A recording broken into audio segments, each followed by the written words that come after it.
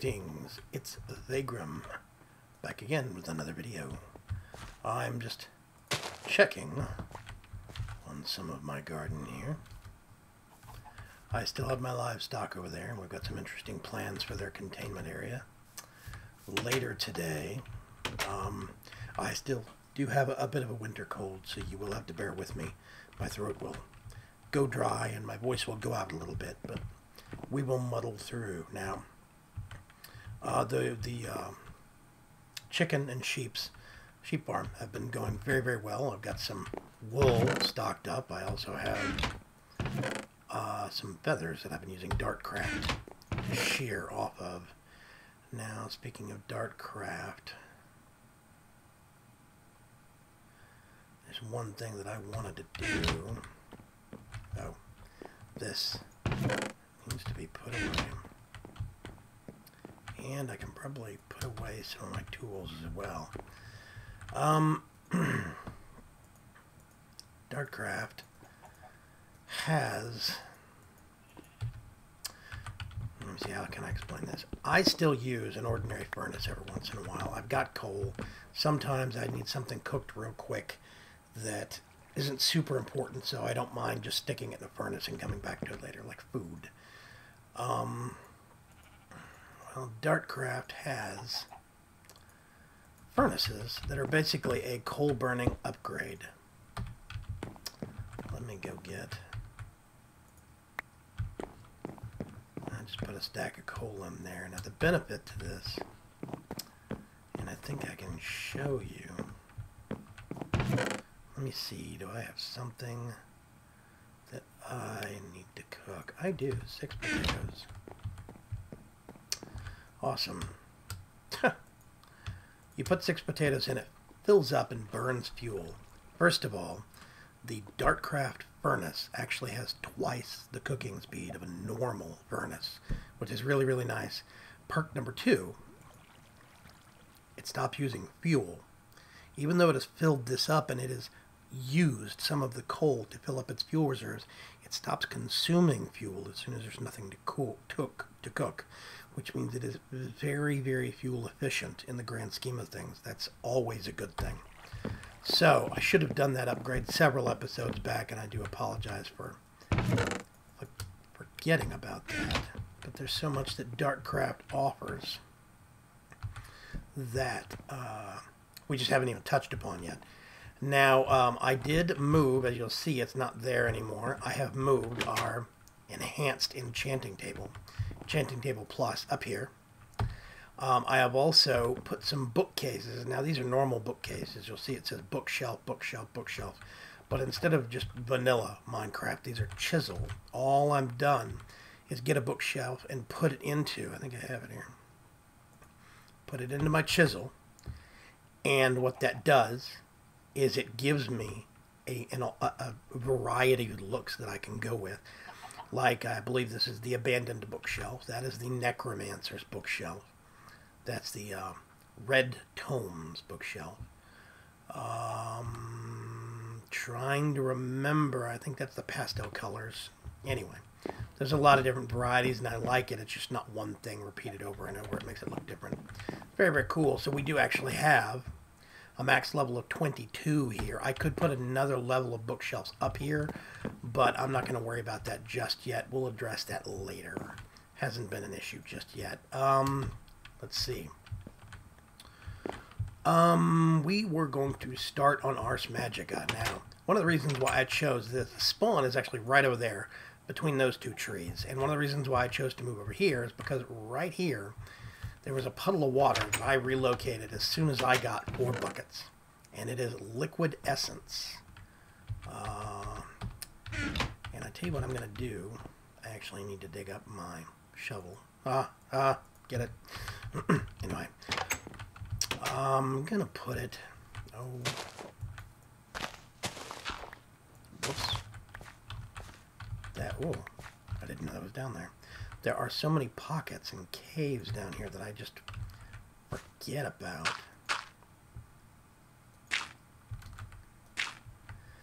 And I end up doing a little bit of redecorating. Now, this stuff doesn't work like water does. It is a limited supply, which is why I need a full pool of it. Now, I'll show you why that stuff is so important. First things first, I need a book. And I happen to have one. And I also need to make an item frame. And believe it or not, I always have to look these up. Okay, that's what I thought it was. Leather surrounded by sticks. I have done an upgrade on a magician's workbench. And instead of a 3x3 grid and a 2x2 grid, it is now two 3x3 grids. And things from these tabs down here always show up on the right. So you can work on the left and pull from the right hand side. I gotta say, I'm real impressed by that. It's very, very nice. Gonna do one of those numbers. Put a stick right there. And we'll just put those back. Now, you get an item frame and a book. And basically what you do is put the book in the item frame next to a pool of this liquid essence that you'll find in the world. And magic happens, literally. And there you go. Get both back, and you have unlocked the secrets of the arcane. You have the arcane compendium. The foreword goes through the development of the mod itself. From Mythian, the gentleman that made it. Using this compendium, and this book dynamically updates when you unlock new things. This talks about how you can rearrange the elements of the UI, and then your first spell. Now, the first thing I have to make is something called an oculus, and if you'll see, you have text that is a different color here. You can actually click on that, normally, I think. The oculus. Let's see. Guides. Mechanics. Burnout. We're not going to go through all of this. You can read a lot of this yourself. The oculus. I've got to make one of those. So let's see. I need stone bricks. Blue topaz. I hope I have some of that. Cool. Stone bricks, glass, blue topaz, and coal. I am going to get this. Put it in there. I know I have 2 coal and stone bricks. I think it's just the whoops that. How much glass was it? 1 piece of glass. That's easy to come by. Blue topaz. I'm actually not sure that I have any of that, which means I'm going to have to go out and find some. Unless... Or dictionary. Sapphire to sapphire. Drat. Blue topaz. Yeah, do blue topaz ore. Okay. So I tell you what I'm going to do. I am going to, we're going to have to go find some of that and dig it up. I'm actually going to go do some mining. And once I find some blue topaz, I will be right back. Okay. After some hunting, I've actually found a decent amount of blue topaz thanks to the fortune on my pick. I found a lot of lapis lazuli at the same time. And that allowed me to boost my pick up to Fortune 3 and get enough blue topaz. So, all in all, very, very helpful. So I do actually have what I need now. Oh, I have to refresh my memory on what the recipe is, yeah.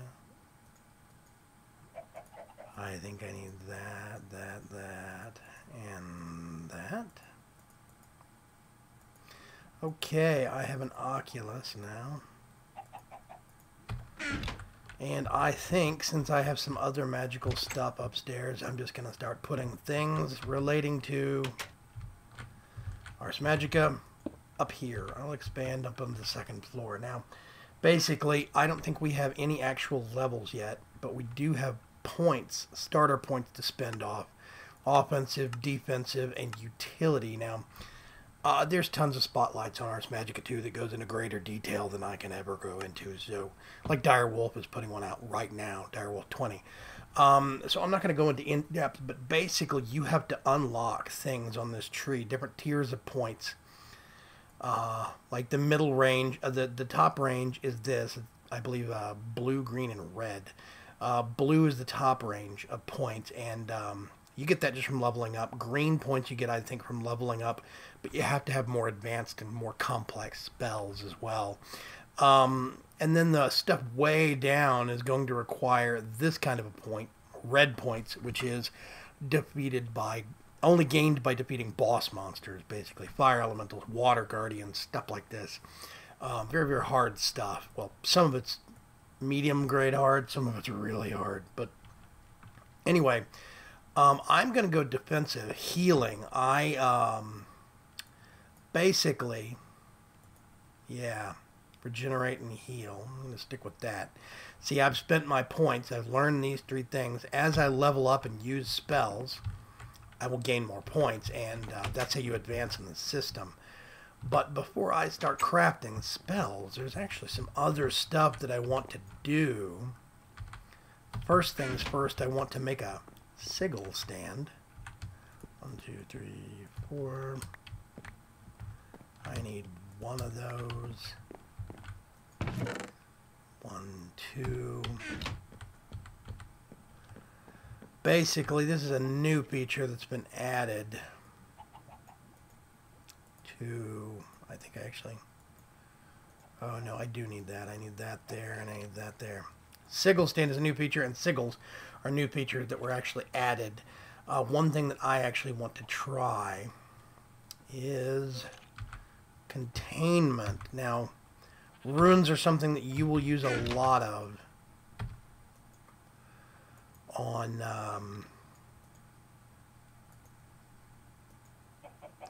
Ars Magica. I'm just going to make a whole crap load of those.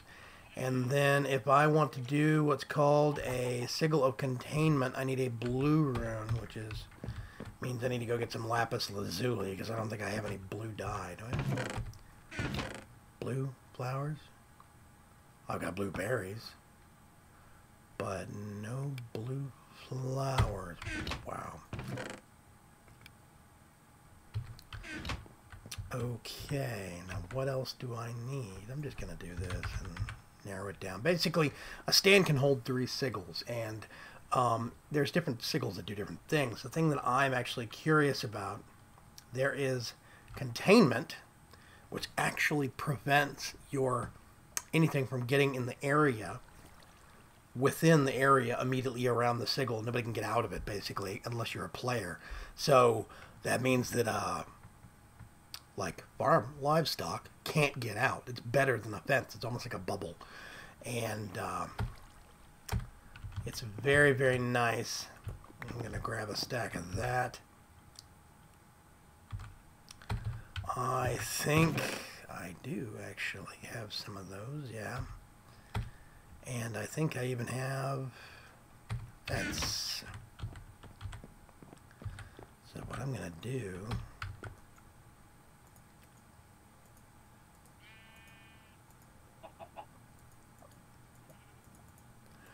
put that there, put that there, that. Oh, I need to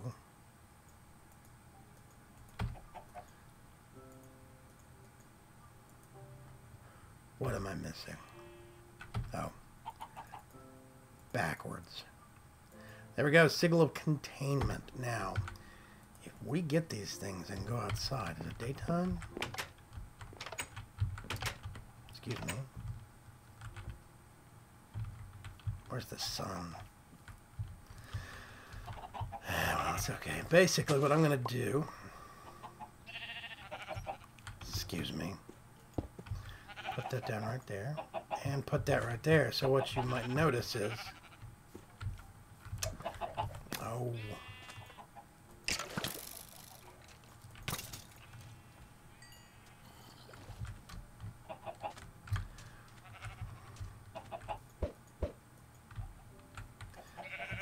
basically, what you'll see is there's that sparkle right there. You see it? What that means is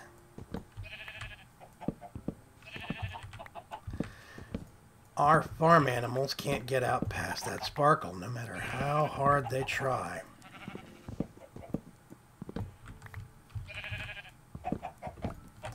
See? You'll see that sheep is trying to get out pretty severely right now. Now the chickens, I need to push back in because one of them basically got out. Go away. Go away. Go back in. Chickens are not staying put. I think I found a bug.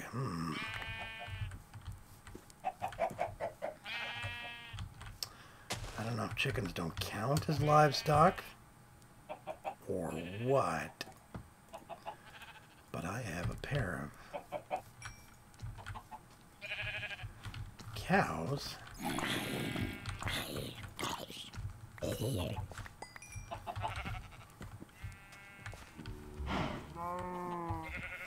I'm gonna go sleep before something stupid happens. Excuse me.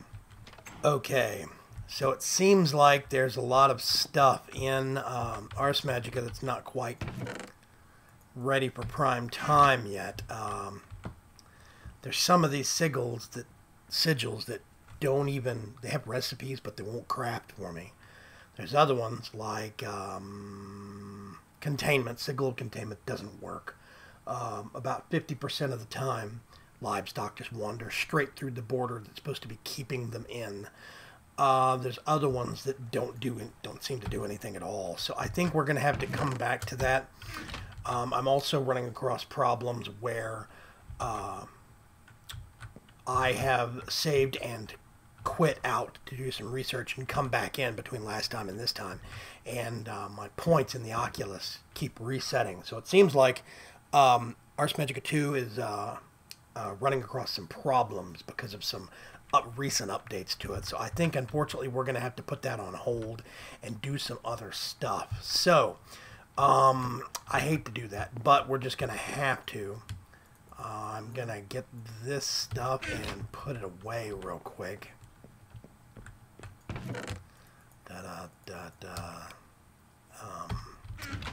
Let's see. Stone bricks. Now, one thing that I want to do, I've had a igneous extruder running. They take no lava or water from their supply in order to make cobblestone. These things make cobblestone for free, no power, which is awesome. And I am building up, filling up this actual Java barrel so that I can use it for the big project that I've been talking about. But I'm wanting some smooth stone also. Where'd my shovel go? And basically, I want some smooth stone also, specifically because I have a real big build in mind. And I don't want to have to harvest all of my materials.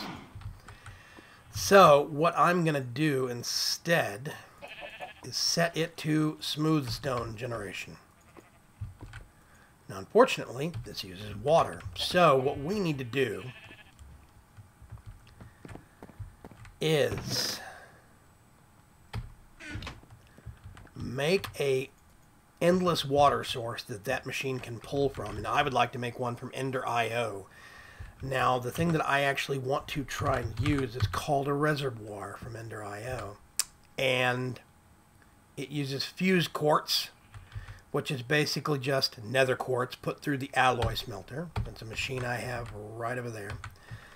And I need a cauldron and some glass panes. The cauldron's just iron. That's easy. The glass panes, I already have some over there. So the only thing I need to worry about is the fused quartz. And I have already made... Did I put it over here already? I've already made a certain amount of it right here, so we're going to go like this. And this is the wonder of this 2-grid crafting system. I need to actually make 2 batches of these, like that.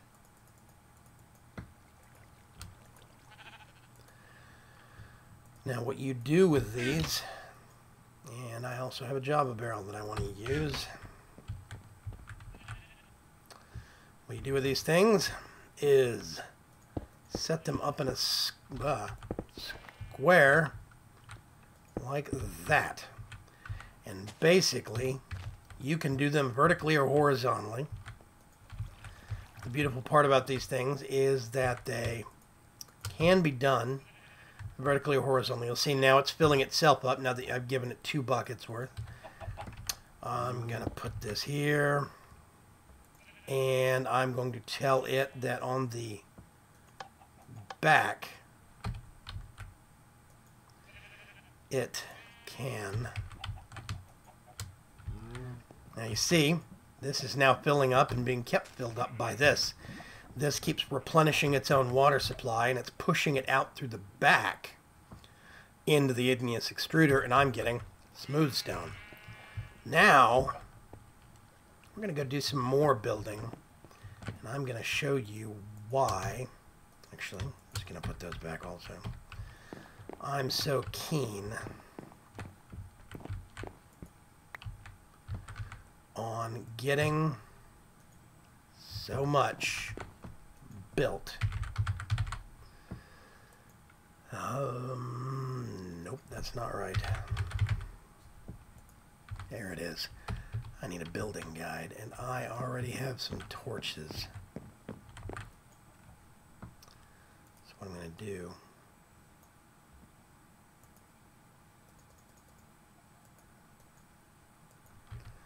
And there's an awesome thing called an angel block. Obsidian, gold ingot. There's one obsidian. Let's see, 1 gold ingot, and I now have chicken feathers. Okay. There we go. 1 gold ingot and 2 chicken feathers. Now, those of you not familiar with the angel block, I'm going to go sleep real quick.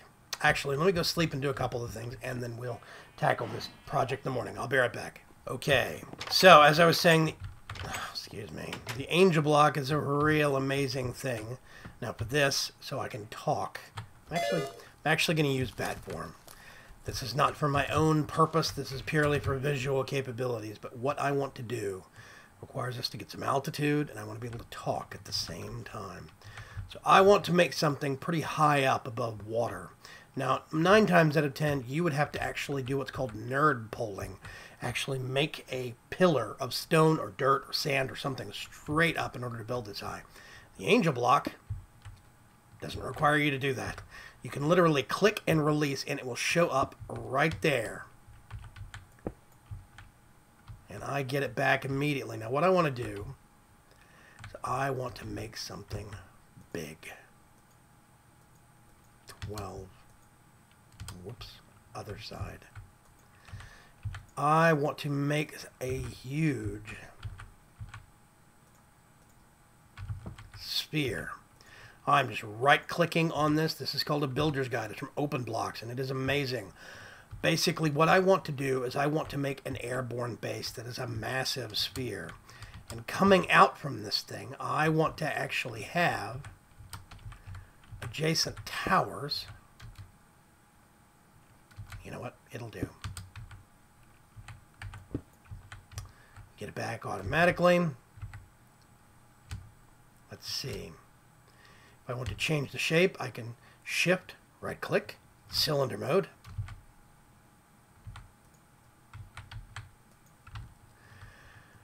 So basically what I'm thinking about doing is these would be spaced out farther, but I would have a massive, probably even bigger than this, sphere in the middle. The bottom third of it would be stone, and the top third would be glass. High visibility, nice, probably clear glass from Tinker's Construct because it looks so nice. Then surrounding it at the 4 compass points, I want big vertical towers. I'm going to house farms in these, be it animal farms, wheat farms, pumpkin farms, melon farms. You get the point. All of my automated farms for food and for animals and animal products are going to be in these 4 towers. And then basically in the corners, this is going to make almost a 3x3 grid, I'm going to have square, probably vertical blocks that are going to be cubes or stacked cubes or something along that line that will basically let me house and dedicate space to specific projects. It's going to be big. It's probably, let's see if I can get these going here. These are chunk boundaries. You'll see within these lines, these red lines right here, is a chunk. I don't have any ground to show you, but basically what I'm going to do, yeah, there we go. There's the walls. Is probably center one of my biggest spheres right here, the main object, and it'll probably have 1 or 2 other spheres above it. I'm going to have some adjacent towers that are going to be spaced out a little bit. The whole thing is probably going to take up a grid of about 5 chunks by 5 chunks, which is going to be pretty big. 25 chunks total, which basically means that it is going to be a nice, big, spacious base. It's going to be up off the ground. We can make it well lit so we don't have to worry about monster spawns, and we will have all of the expansion space that we want to build. But it's going to be a big project. I'm going to need a lot of materials. I'm going to need a lot of stone. I'm going to need a lot of cobblestone, and I'm going to need a lot of sand. And yeah, it's going to be quite an undertaking. I'm probably going to let that igneous extruder try and fill up one of those Java barrels with smooth stone. And the next episode, I might even start crafting the bottom of this base. But that's the idea, folks. That's the objective that I'm looking for. I want to have a sky base. But here's the fun part. Wow. Okay, I'm actually going to sit up here and do that. There we go. Go back. I want to name it. This is going to be basically almost like a spaceship hovering in the sky. I'll have various ways to get up and down between the ground level and the sky level. I'm still working on some of those. But, hey, come back here. Did I find it? There it is. And I'm going to need a name for this. I could name it myself, but I don't think that's as interesting or as fun. So I want you, the community, to name this project. I think that would be much, much better, much more interesting, and much more creative. So that's what I'm thinking of right now. I need a name. This is going to be a series of spheres, cylinders, and probably some cubes dotted about it with concentric rings of platforms connecting all the buildings. It's going to be a big project, but I think it's going to be a beautiful one. And I can't wait to get started on it so we can move out of that shabby little hut down there and start spreading out, and so we don't have to worry about the monsters as much. So I'm going to actually leave this up here. And Skybase. I'm going to let you, the viewers, decide. I want name suggestions. If you see somebody else that's made a suggestion in the comments, I want you to actually give it a thumbs up or plus it on Google+, whatever the case may be. But I want this to be a community named community project, basically. So, I think this is actually going to be a pretty good starting point. This episode is going to be a little short this week, but I had a lot of Ars Magica 2 planned. And Ars Magica 2's updates are kind of buggy, apparently. So I'm going to have to put some of that content on hold and do some research until the next episode next week. I want you guys to think on that. I want you guys to think about a name for that project, a name for that base. I really do think it could be cool, and I think it's going to be just all sorts of fun to get started on. I can't wait. With a, a fading voice and a drying throat, this is Vaygrim signing off. I await your comments on this episode and on that project. Can't wait to hear what your suggestions are on names or maybe even ideas on designs that you think I should actually do for that. If you want to submit your design ideas in the comments, or if you want to hit me up on Twitter, @Vaygrim, I would love to hear from you, and I'd love to hear your input. So, until next time, I'll talk to you later. Bye-bye.